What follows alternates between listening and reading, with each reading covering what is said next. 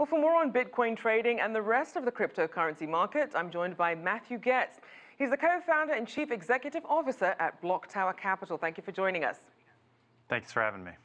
Now, despite the volatility that we see, Bitcoin is up about 2,000% over last year, and some see it as the future. On the other hand, you have industry experts like JP Morgan's Jamie Dimon calling Bitcoin investors stupid, and he's very skeptical. What is each side looking at to make them reach these conclusions? So it's kind of funny. This is a technology that's permeating society and different types of people at different times and different ways. It's sort of fascinating to see, especially when you look at certain industries, you can have the old guard be dismissive of a new disruptive technology. And we've seen this in history. What did the postmaster say when email came along? Or what did Borders bookstores say when Amazon came along? Well, here you have something that provides the same service as many financial services companies and banks, but an order of magnitude better and cheaper. So of course, Jamie Dimon commenting that Bitcoin's a fraud comes out of that place, of having a franchise and an existing legacy infrastructure and industry to protect. Others come at it from a very different angle. Others might say Bitcoin's not a store of value today because it's too volatile. And that's actually not untrue. Bitcoin is volatile. But it does provide that store of value use case. And the way to think about it is that every day that more people believe that and use it in that way, the more valuable it becomes and the higher probability it becomes that it does become that stable store of value in the future. Look at the US dollar in the late 1800s. It was incredibly volatile. A very interesting analogy there. Now let's also look at the risks for a potential Bitcoin bubble. Is this all going to end in tears? This is interesting because here you have an asset that very, very few people in the world own. It's great that we're all talking about it and the world is now seemingly paying attention to it. But the reality is something like 1% of people in the world, roughly 30 million people, actually own any Bitcoin or any cryptocurrency.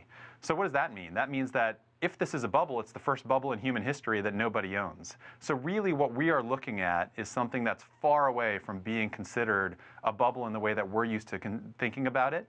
You're talking about an asset that's in the multi-trillions of dollars before we can even have that kind of conversation. And right now, we're at a little over 440 billion. So we're orders of magnitude away from having kind of mainstream adoption globally. No institutions own this asset. It's predominantly retail individuals, which means there's a lot of capital and a lot of demand for the services that cryptocurrencies provide, still waiting to get in on the sidelines. So we're a long ways away from that. Now, much of the investment that we're seeing is taking place in Asia. So what's the draw there versus, say, other investment vehicles? It's actually a number of things. First of all, this is global. So a lot of people like to make the analogy to the tech boom in the 1990s. And there are some interesting parallels there, and it's not a bad mental model to use when thinking about what we're seeing here. But at the same time, it's different. The 90s was a largely US phenomenon. It gave birth to Silicon Valley and a lot of the great technologies that we've seen since then. This is truly global. The US is just one piece of the puzzle, as you're pointing out. And I think in Asia, you have very unique communities of people and cultures. For example, look at Japan, look at South Korea. You have folks there who are very savvy technologically, who have come up in an age of gaming, and some of these games have actually used digital currencies.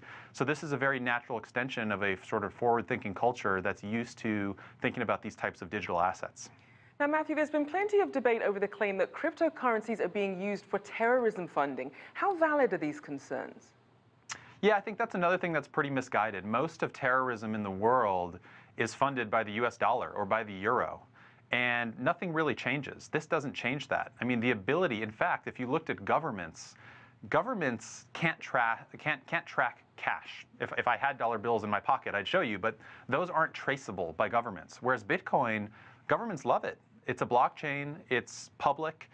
People can see who's sending Bitcoin where, and it can be traced. So I actually think it might have the opposite effect longer term, but the reality is there's not much of a story here, and it's not going to exacerbate anything related to terrorism because most of that takes place outside of cryptocurrency anyway. And just very quickly, we have about 20 seconds. It does seem as if a new cryptocurrency pops up all the time and people have this fear of missing out. Where do you see the future of cryptocurrencies going? It's going to be a big and important new industry. You're going to have a lot of different cryptocurrencies that fill a lot of different use cases. The store of value use case that we've already talked about, that's going to be a big one, whether it's Bitcoin or something else that fills that use case. But then you're going to have multiple other use cases that emerge around new business models, evolving the internet away from this kind of broken system that's fully reliant on monetizing eyeballs to really innovative new business models that engineers and entrepreneurs can implement, and new ways that impact people and society globally and the way that we all live. So it's going to be very big and very important. Well, thank you so much. Matthew Goetz there of BlockTower Capital.